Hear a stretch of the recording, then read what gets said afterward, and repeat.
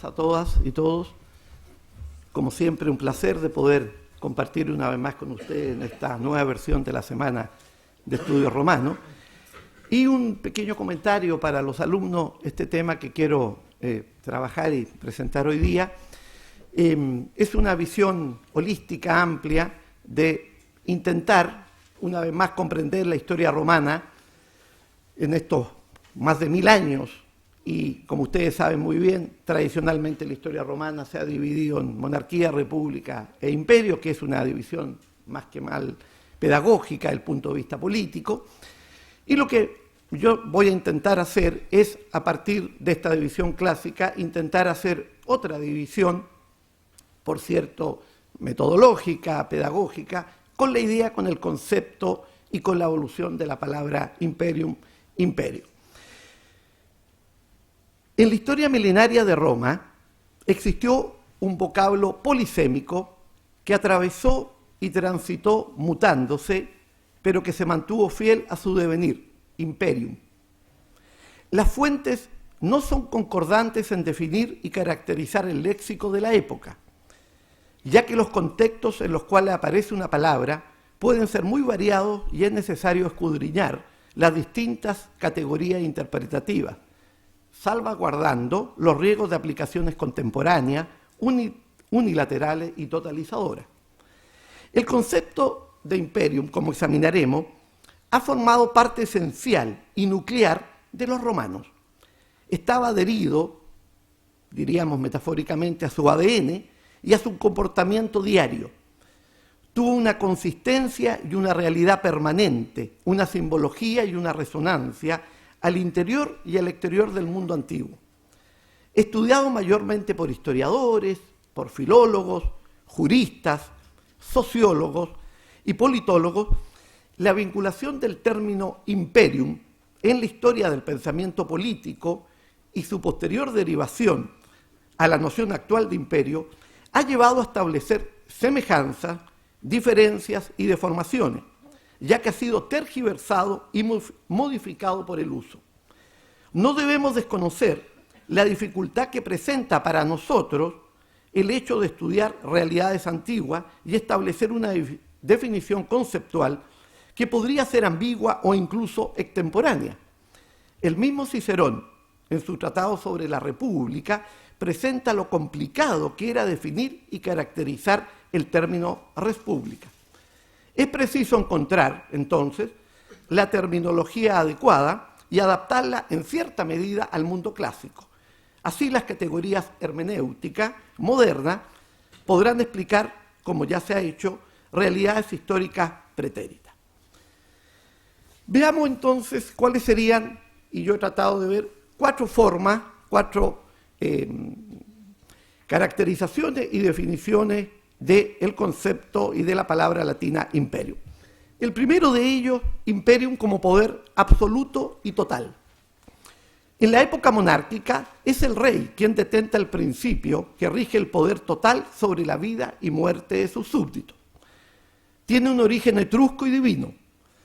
La fuente verdadera de este imperium es de naturaleza religiosa, de acuerdo con Júpiter Capitolino y en el auspicium, entre paréntesis, tomar los auspicios, vinculado con el vuelo de las aves y el exterior del pomerium.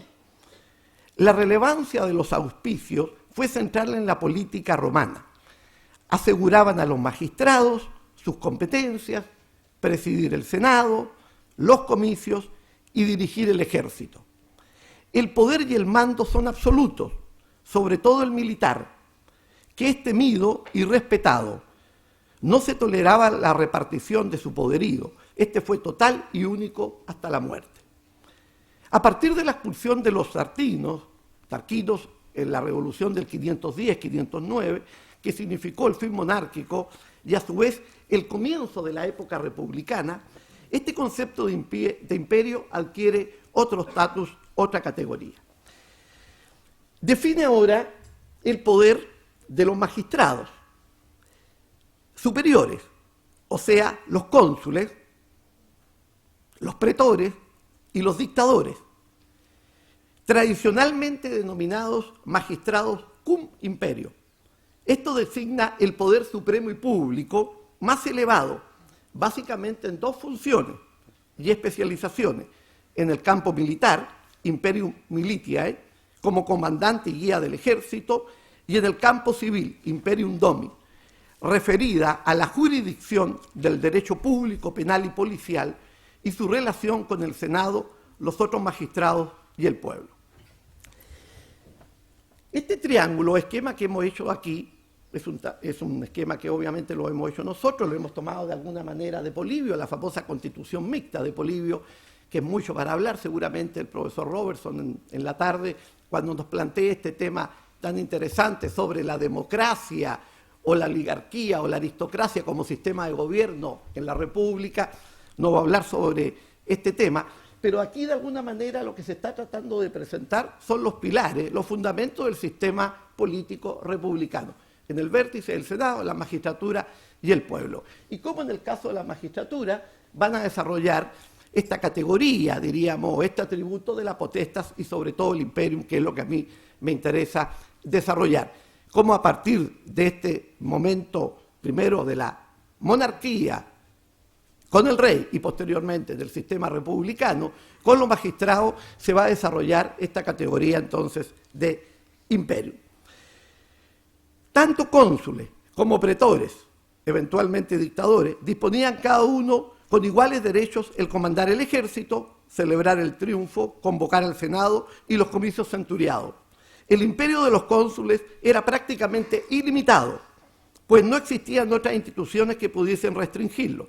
Se usaba una toga con banda de púrpura. Este mando coercitivo estaba asociado y era simbolizado con las insignias externas del poder, los faces, haz de vara, en torno a unas hachas que representaba el poderío militar, llevados al hombro por los lictores que precedían y que detentaban el imperio en las salidas y en la circulación pública. Normalmente eran 6 para el pretor, 12 para el cónsul y 24 para el dictador. Lo anterior, asociado a los conceptos de gloria y laus como motivos de la aristocracia, se hicieron presentes alcanzando el acmé del poder y éxito militar en la ceremonia y espectáculo público del triunfo. Y más aún, el vencedor se convertía en Júpiter por un día. La jerarquía entre las diversas magistraturas se estableció en función de criterios jurídico-religiosos del imperium y del auspicium, y en función de la capacidad jurisdiccional y del campo de competencia, potestas de cada uno de ellos.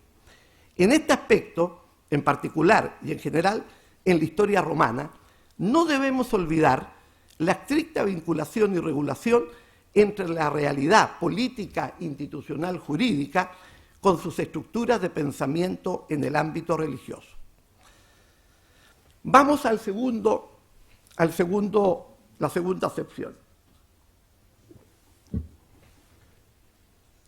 El imperium como expresión militar y su relación con la provincia.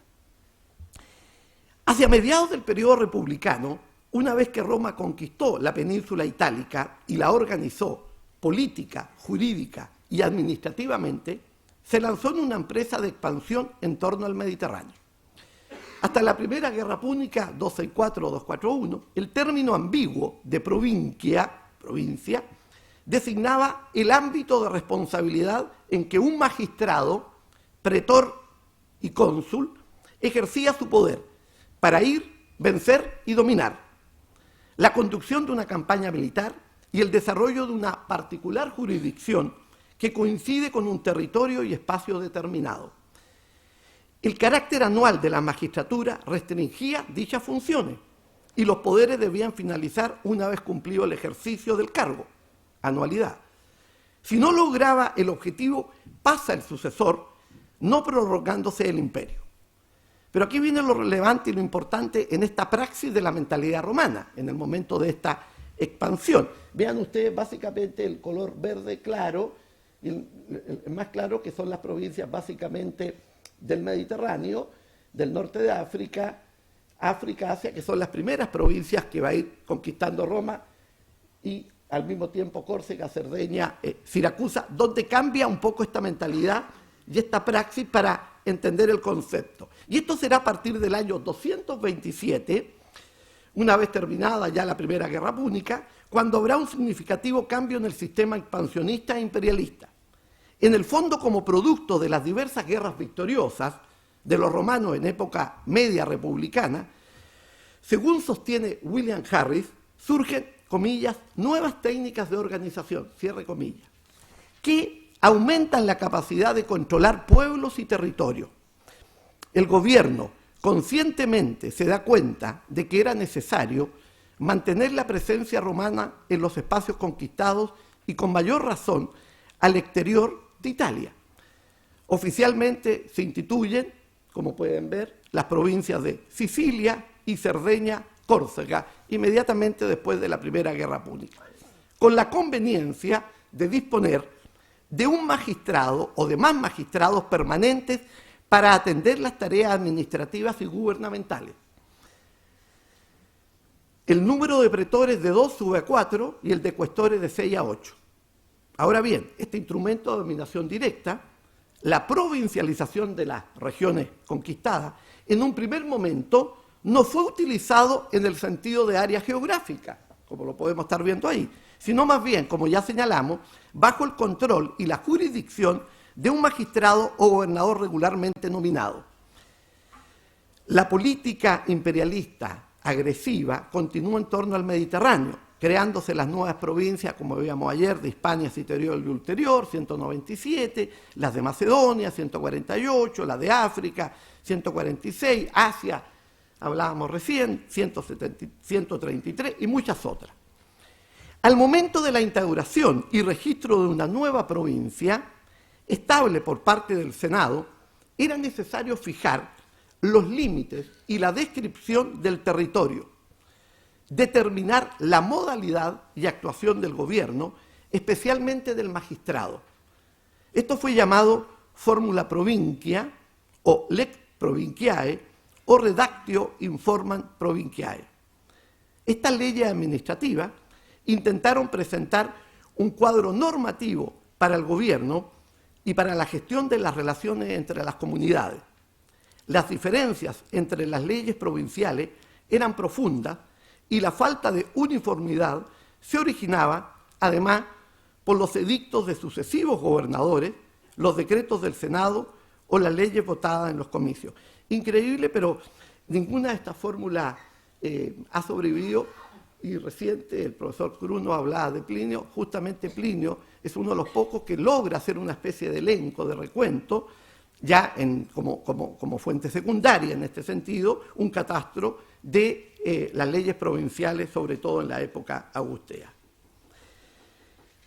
En síntesis, en esta segunda parte, la correlación entre imperium y provincia es neurálgica para la expansión, para la política expansionista romana, concebida como los instrumentos y la lengua del dominio.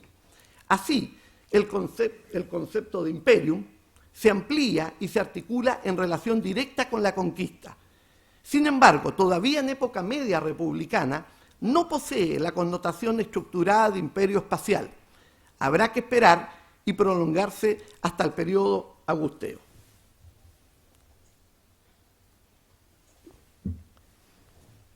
Veamos ahora la tercera acepción. El imperio como entidad geográfica y división territorial. La evolución y derivación del sustantivo provincia se entrecruza directamente con el de imperium. Como ya indicamos, este vocablo era al principio un atributo de carácter personal, el poder militar de un magistrado, encuadrado en los límites de una provincia, pero con el tiempo comenzó a adquirir el sentido de estructura administrativa y territorial en el momento en que Roma crea unidades estables fuera de la península itálica. Esto es importante, un pequeño comentario para los estudiantes.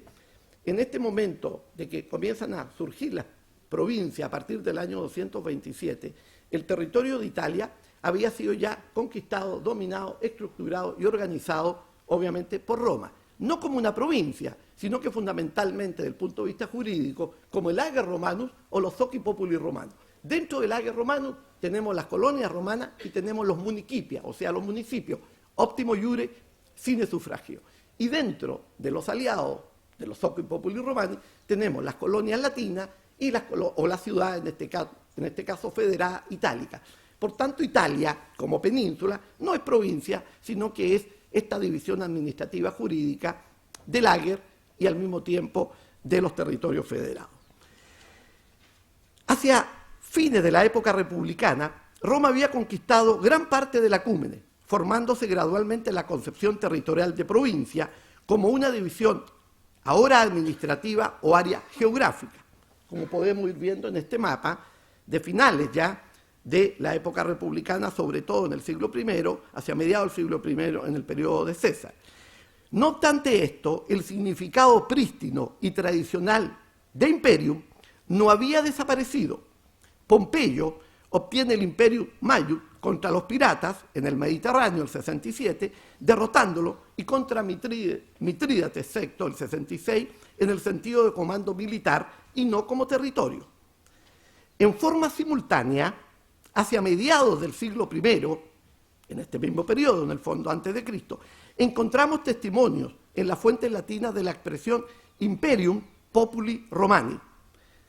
Esto significa que la idea de autoridad suprema de los magistrados, cum imperio, se transfiere metafóricamente al poder y al dominio del pueblo romano, es decir, al sistema republicano. Por ello, la fórmula Imperium Populi Romani no describía una entidad política limitada que ejercía una jurisdicción sobre una parte del mundo, más bien representaba e identificaba genéricamente el dominio del pueblo romano sobre los pueblos sometidos, en este caso los reyes socii o clientelares, técnicamente amici et socii, y las variadas poblaciones. Más aún, Cicerón, en su tratado sobre los deberes, precisa que el dominio de Roma sobre los aliados se había configurado como una forma de patrocinium, protección, apoyo, patronazgo benefactor, patrocinio, para cuidar a sus habitantes, más que una connotación de imperium como gobierno personal.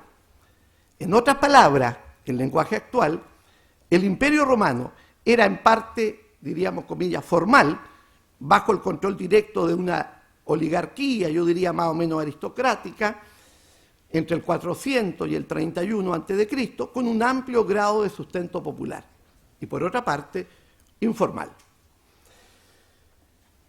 Habrá que llegar en esta evolución hasta el gobierno monocrático de Octavio Augusto, para que el término imperium presente otra connotación, la geográfica, espacial, territorial. Ustedes pueden ver en este denario,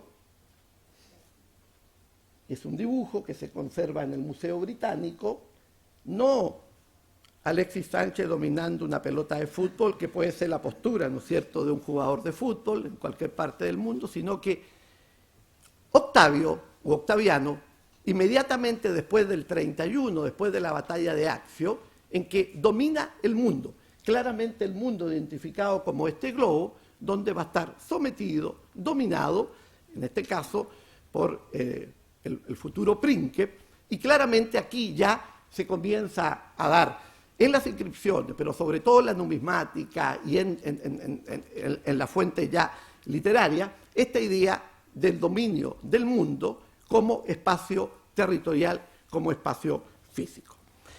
Si bien el príncipe también tuvo el Imperium Maius et Infinitum, en calidad de comandante militar de todas las fuerzas romanas, la originalidad de Augusto en la construcción del nuevo régimen y modelo fue que concibió territorialmente el mundo romano como la suma de sus provincias, y en forma explícita se hace tangible para los mismos ciudadanos romanos, repito, como dominio del mundo. En la Res Gestae di Augusti señala, comillas, aumenté los límites de todas las provincias del Imperio Romano, cierre comillas. Será asimismo como otras fuentes del periodo cristalizan la imagen y la idea del imperium como dominio del orbe. La coreografía de Agripa describe el mundo habitado y las diferentes provincias expuestas en un pórtico, Virgilio habló de un dominio romano sin límites en el espacio ni en el tiempo, imperium sine fine. Recuerdo años atrás, el 2004, fue publicado el 2006, en la Semana de Estudio Romano, el profesor Bauzá, ampliamente citado aquí, habló justamente sobre los poetas, Virgilio y Horacio, y la construcción del imperio. Cómo a partir, ¿no es cierto?, de ese momento se va estableciendo este nuevo estatus del dominio de Roma sobre las regiones sometidas, ahora provincias, que denominamos Imperium Romanum. Concepto abstracto y concreto a su vez, geográfico y espacial. El original estudio de Claude Nicollet, El inventario del mundo, precisa justamente esta idea de cómo Roma dominó un mundo conocido y habitado, pero sobre todo lo gobernó a través de variadas formas y de un poder directo sobre los reinos, los pueblos, las ciudades y los territorios sometidos. En fin, los modernos conceptos de provincia e imperio, como una entidad conjunta, representan un ámbito territorial de dominio y gobierno espacialmente definido. El imperio, entendido como una sumatoria de provincias, fue obra de la llamada República Imperial. El imperio fue hijo del sistema republicano. En otras palabras, Roma tuvo un imperio con antelación a la existencia de los emperadores. Y llegamos a la última sección, ya claramente de época imperial, que corresponde a esta idea del imperium como orbis terrarum consolidado. El modelo y la herencia de Augusto se implantó gradualmente en el periodo del Alto Imperio. Y prácticamente este estudio que yo he tratado de hacer va de la monarquía hasta el 235, prácticamente, que termina este periodo álgico de la historia romana con el surgimiento después de la crisis del siglo III. La ideología y propaganda imperial planteó y estructuró una idea de la proyección y conversión de Roma en un mundo. La URSS, metafóricamente, se transformó en una aldea global, dominadora del acúmene y del orbis terrarum. Se desarrolla y se consolida una integración entre las provincias, la periferia, con Roma, el centro. La noción de imperio adquiere la dimensión moderna en el sentido geográfico espacial, como podemos apreciar en este mapa, que parte y que viene desde el gobierno de Octavio Augusto. Prácticamente, vean ustedes que el color azul, las provincias de la Europa central, entre el Rin y el Danubio, más la incorporación de Egipto, son las provincias incorporadas por el emperador Octavio Augusto. El emperador Octavio Augusto, al comenzar teóricamente el sistema imperial, tiene ya conquistado, organizado y estructurado el 85% de lo que va a ser el Imperio Romano en su máxima expansión. Por tanto, ya de aquí, esto se mantiene por 500 años. Se desarrolla y se consolida esta integración, y la noción de imperium adquiere la dimensión moderna en el sentido de geográfico-espacial. Estrabón, en la parte final de la geografía, describe la estructura del imperio y cómo Roma gobernaba las zonas mejores de los 3 continentes. Los romanos, contemporáneos a estos hechos y relatos, estaban conscientes de su potencial, de su superioridad y de sus buenos gobiernos. Habían formado un dominio directo y mundial a través de guerras, de tratados, de expertos embajadores, como nos ha hablado el profesor Buonocore, de clientelas, de amistades, asimilados por todos. De ahí que su cosmovisión imperial evoca sueños y realidades de dominio universal, su mantenimiento y longevidad. Se generó un mundo, subrayado por Tito Livio, en el sentido de la preservación, de la buena armonía y concordia al interior del imperio. Este sobrevive y se mantiene, pues sus súbditos se encuentran y se sienten bien. Son copartícipes de la idea del progreso y del bienestar. Justamente los principales beneficios del régimen augusteo fueron los propios habitantes de las provincias. De similar perspectiva y en un sentido clarificador, desde mi perspectiva, son 2 pasajes de Tácito. En el primero, Augusto, al fin de su vida, aconsejó a Tiberio, comillas, preservar el imperio con los límites existentes, lo que está aquí. En segundo, comparando los sucesos y la historia del periodo republicano con el imperial, es un paso muy interesante que sirve desde el punto de vista no solamente de entender el imperio espacialmente, sino que cómo Tácito concebía la historia, el pasaje del libro 4, el libro 4:32, donde hace esta diferencia entre el periodo republicano con el imperial, destacando que el príncipe, en especial nuevamente Tiberio, no tenía interés, comillas, en expandir el imperio, en expandirlo, repito, territorialmente. Es decir, que los emperadores no solo mantienen y no anexan nuevos territorios, sino que más bien conciben el término imperio como sinónimo geográfico territorial. En otras palabras, el espacio controlado y gobernado por los romanos. Tácito, que como todos saben, escribe hacia comienzos del siglo II después de Cristo, nos presenta la dimensión más moderna del léxico en calidad de imperium orbis terrarum, o sea, como una vasta estructura estatal. Por ello, la dinastía de los emperadores antoninos, la máxima extensión y esplendor del imperio, fue a su vez el fiel representante de esta misión imperial y humana en la ecuación del ecúmene, yo imperio romano como sinónimo de orbis terrarum. Si ustedes comparan este mapa con el de Augusto, prácticamente en un periodo de 130 años con Trajano, 117, 134, la incorporación de las provincias de Dacia, actual Rumania, y las provincias orientales, Armenia, Siria y la parte del Córdoba. Y lo demás se mantiene estructurado de la misma manera y el imperio ahí creció estadísticamente, diríamos proporcionalmente, un 15%, pero llega a su máxima expansión territorial. Por ello, la dinastía de los emperadores antoninos fue a su vez fiel representante de esta misión imperial y humana en la ecuación del ecúmene y o imperio romano como sinónimo de orbis romano. En forma metafórica, pero muy real, Greg Wolf planteó la idea de que el imperio terminó con embrujar la imaginación romana, como también la nuestra, cierre comillas. Las fuentes imperiales, sobre todo del siglo I hasta mediados del III, describen a Roma como un pueblo imperial asociado a la hegemonía y a su sueño de dominio mundial. Ejemplificadoras fueron las palabras, ya no mencionaba el profesor Cruz en el caso de Plinio el Viejo, cuando él se refiere, entre comillas, a nuestro mundo. Las de Apiano en el prólogo, que también son ejemplares, y las del retor Helio Arístides es un discurso a Roma, reflejando esta realidad histórica. Sin embargo, siempre hay que dejar la cautela, sin embargo, ¿cuánto de mito pudieron tener estas descripciones? Esto ya es otro problema.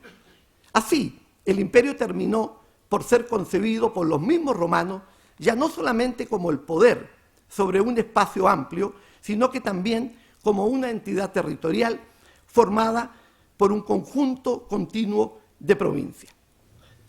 Para terminar,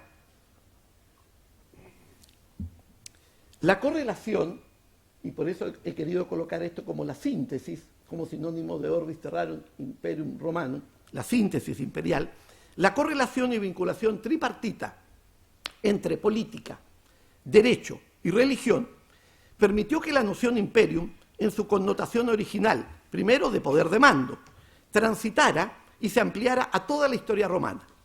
Es así como Júpiter Capitolino, Júpiter Imperator, quien detenta el poder supremo y total, imperium, se lo delega y transmite a los reyes en la monarquía, a los pretores y cónsules en la república y al emperador en el imperio. Por tanto, la idea imperial estará presente en toda la compleja y dinámica realidad histórica y continuidad de la antigua Roma, en especial en su mentalidad y en el ADN del Senado y del pueblo romano, como protagonistas de la historia. Sin duda, la creación imperial fue un esfuerzo colectivo, y a veces creo anónimo, de los ciudadanos romanos. Solo hacia el final de la res pública emergen las personalidades y la concentración del poder civil y militar en los nuevos líderes, Sila, Pompeyo, César, Octaviano. El emperador será quien mantiene el dominio y el gobierno imperial a través de la Lex Imperio Vespasiani, 69-70, lo mencionaba ayer la profesora. Se formalizaban y se aumentaban las prerrogativas del Princeps, los poderes civiles, militares y atributos. Finalmente, este se convierte en la encarnación misma del imperio, de una historia en conjunto del Senado y del pueblo romano, en la época republicana, a una historia personal e individual de los imperadores que se siguen concibiendo como delegados del pueblo. Representa un modelo insuperable de dominación y gobierno sintetizado en el principado imperial. ¿Cómo hemos podido visualizar? El término imperio es ambiguo, es polisémico, no es uniforme. En su origen mismo era indisoluble del poder ejercido por uno o varios individuos sobre un vasto espacio imperial, fueran estos magistrados, generales y monarcas.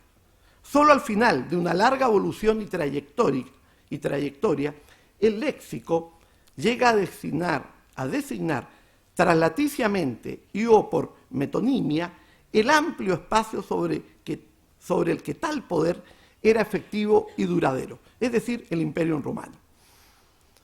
No es un eufemismo señalar que la estructura imperial romana, milenaria, se configuró y estructuró por lo menos bajo una triple acción concordante: la activa participación ciudadana muy favorable a la guerra, con una presencia permanente en los territorios conquistados, el comportamiento y cohesión de la sociedad y la increíble imaginación, conjunto de ideas y praxis de los antiguos romanos.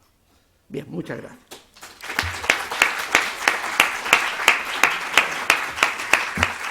Muy interesante la exposición y la conceptualización, la evolución conceptual del término imperium, ¿no? Es interesante señalar que esa noción de imperium romana tiene una connotación religiosa que no está, por ejemplo, en el término griego argé, que a veces se traduce como imperio también, ¿no? Exacto. Eso puede dar cuenta de una especificidad romana. Ahora, por una parte, el imperium es atributo o pertenencia de un magistrado, primero de Júpiter, como tú dices, después de un magistrado, muchos magistrados, o un solo magistrado al final, pero también pasa a ser un atributo de un pueblo. Cuando se empieza a hablar de imperium populi romani, ¿cuándo más o menos se empieza a usar esa fórmula que se indica que el titular del imperium es todo el pueblo romano, aunque paradójicamente ese pueblo romano ya no tiene potestad efectiva, ¿no? Efectivamente, sí. De acuerdo a las fuentes que yo he podido revisar, ya claramente hacia mediados del siglo I a.C., en esta transición del final del sistema republicano y el nacimiento de la creación del sistema imperial, ya hay una connotación en las propias fuentes, no en todas, de hablar claramente de Imperium Populi Romani. Este Imperium Populi Romani en el sentido un poco, pensando en la obra de la Mary Beer, SPQR, Senatus Populusque Romanus, o sea, lo que el Senado y el pueblo de Roma deciden, lo que el Senado y el pueblo de Roma, ¿no es cierto?, aceptan. Pero ya a partir claramente de ahí hay esta noción de que más allá del poder de los magistrados o el poder posterior del emperador o como figura espacial, territorial, es el imperium del poder que tiene el pueblo romano, de alguna manera catapultando el sistema republicano. Ese sistema republicano que está muy bien representado, ¿no es cierto?, en la Constitución mixta de Polibio, diríamos, en el verde. Pero claramente es a mediados del siglo I a.C. La retórica de Ireneo posteriormente lo desarrolla, y varios otros autores.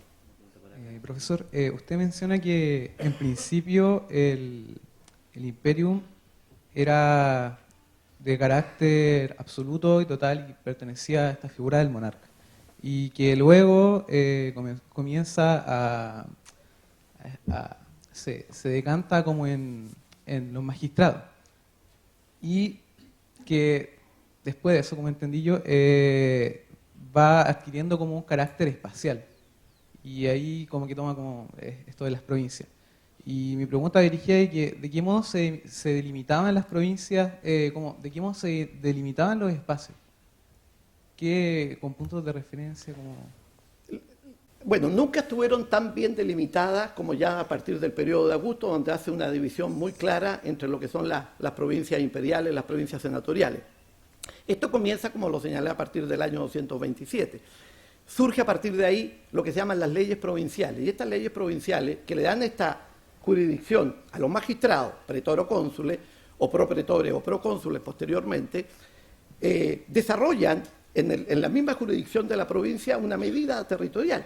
La geografía en esta época estaba relativamente desarrollada. Los romanos sabían perfectamente dónde iban a llegar. Por eso que ese procónsul o ese propretor va claramente a un territorio a vencer y a dominar. Entonces, esa delimitación es una delimitación que se va haciendo en la praxis en el momento que estos pretores o procónsules toman posición jurídica territorial del espacio. Y ya claramente a partir de Octavio Augusto está la división que hemos visto, ¿no es cierto?, en los mapas. Ahora, esto va cambiando, porque en el periodo augusteo nosotros tenemos 50 provincias. Después en la época de Diocleciano, ¿no es cierto?, tenemos 101 provincias. Después en la época de Diocleciano tenemos la famosa tetrarquía, donde produce, ¿no es cierto?, el cambio de la provincia de diócesis. Entonces van cambiando. Finalmente, ya casi en el siglo IV después de Cristo, aparece la provincia de Italia, que no existía con antelación. Entonces, estas provincias en el sistema republicano van a estar muy bien delimitadas a partir de esta jurisdicción y esta ley que van haciendo. Por eso que es muy importante en el caso romano, y eso seguramente ustedes lo han trabajado muy bien con el profesor Buenocore y también con Pablo. Yo siempre he pensado que el Imperio Romano hay que entenderlo mucho desde el punto político, religioso, pero también jurídico. La creación del Imperio Romano tiene todo un aparataje jurídico. Por eso uno de los legados más importantes no es solamente el latín, sino que es el derecho, este derecho público y el derecho privado. Bueno, primero que todo, muy interesante su conferencia, profesor Scalari. Quiero vincular un poco con una ponencia suya anterior, ¿no es cierto?, si mal no recuerdo, el 2008, de cuando hablaba, ¿no es cierto?, de los agentes de romanización, ¿no es cierto?, del imperio, ¿no es cierto?, de cómo se iba dando y que está muy ligada con su libro, ¿no es cierto?, El Orbe Romano, el que editó con la editorial universitaria. El concepto de imperio, esta mutación que va pasando en el tiempo, ¿no es cierto?, de este poder, ¿no es cierto?, que inicialmente es mando a convertirse en un imperio territorial, ¿no es cierto?, como es la noción que lo conocemos hoy en día, también se puede entender, ¿no es cierto?, como un proceso de identidad o unificación, ¿no es cierto?, de una globalización propiamente tal en Roma o en el mundo que se conocía en ese entonces. Sí, efectivamente, yo siempre he pensado que el primer intento de globalización que nosotros tenemos a lo largo de la historia visto para ese mundo. Obviamente la globalización es un concepto y una categoría hermenéutica actual que surge a partir del año 64 con Marshall McLuhan cuando habla de Global Village, o sea, la aldea global, a partir de ahí. Pero obviamente eso no significa, porque el estudio de la historia puede partir desde el pasado al presente, pero también de problemas históricos del presente yo puedo ir al pasado. El imperio de Alejandro Magno, de alguna manera, fue un primer intento globalizador entre lo que fue el mundo griego o macedónico con el mundo persa, el mundo oriental. Y obviamente que Roma se va a impregnar de ese modelo, no solamente de la figura y el mito, la imitatio Alexandri, ¿no es cierto?, de la figura de Alejandro Magno, sino que también de la componente de lo que fue su imperio. Ese imperio que en el fondo es un imperio, sí, de una debilidad tremenda, es un imperio personal. Lo creó Alejandro, muere Alejandro y se desintegra el imperio. Muy distinto al caso romano. El caso romano, como hemos visto, son de estructura. Y yo creo que lo más valioso del imperio romano, y esto para los alumnos fundamentalmente, es la longevidad, el mantenimiento del imperio romano. ¿Cómo fue capaz Roma de estructurar, ¿no es cierto?, una configuración, un vasto estado imperial que se mantuvo? Si lo partimos desde las guerras púnicas hasta cuando cae, teóricamente, ¿no es cierto?, 476, pero se puede proyectar incluso después hasta con Justiniano, es un imperio que duró 800 años. En la historia de Occidente no existe otro imperio que haya tenido mayor duración, más de 800 años. Tengo entendido que el imperio chino, en la historia oriental, fue más duradero. Pero desde el punto de vista de esa identidad que fue conformando, y eso fue gracias fundamentalmente a la integración que se fue dando entre los provinciales y los romanos. Se hablaba el otro día de la importancia de la ciudadanía romana. Por cierto que este tema de la ciudadanía romana, que también es algo casi inédito, no se daba en el mundo griego, no se daba en en otros imperios, es que los romanos, paulatinamente, gradualmente, y esto está muy bien estructurado en la fuente, recuerdo el paso de Tácito cuando habla de la oración, ¿no es cierto?, de Claudio, que ya Rómulo, el primero que hace Rómulo es tratar a los súbditos, a los conquistados, convertirlos claramente, ¿no es cierto?, en ciudadanos romanos. Ese es el gran enganche que tiene, desde mi perspectiva, el mundo romano, la historia romana, en el sentido de ese mantenimiento, de esa longevidad, a partir, ¿no es cierto?, de esta integración que se va armando entre los súbditos, los provinciales, después ciudadanos, hasta llegar a ser un imperio, para ese momento, tricontinental, prácticamente toda Europa, todo el norte de África, la parte occidental, ¿no es cierto?, de Asia, un imperio globalizado, como ha sido sostenido por muchos autores, no solamente por lo que yo he estudiado, pienso, a partir de la fuente. El primero que tiene, literalmente, de mi perspectiva, históricamente y cronológicamente, una visión de una historia global es Polibio. Polibio escribe hacia mediados del siglo II a.C., y en el libro tercero, ¿no es cierto?, habla en 53 años. Todo el mundo conocido ha caído bajo el dominio romano, prácticamente de la Segunda Guerra Púnica hasta la Segunda Guerra Macedónica. Dice, todo el mundo conocido ha caído bajo, ¿no es cierto?, el mundo romano. Y ahí nos está planteando una primera idea, una primera noción de lo que es un imperio global o un imperio totalizador. Pero bien, estamos bien. Sí, un aplauso nuevamente para el profesor Macalari.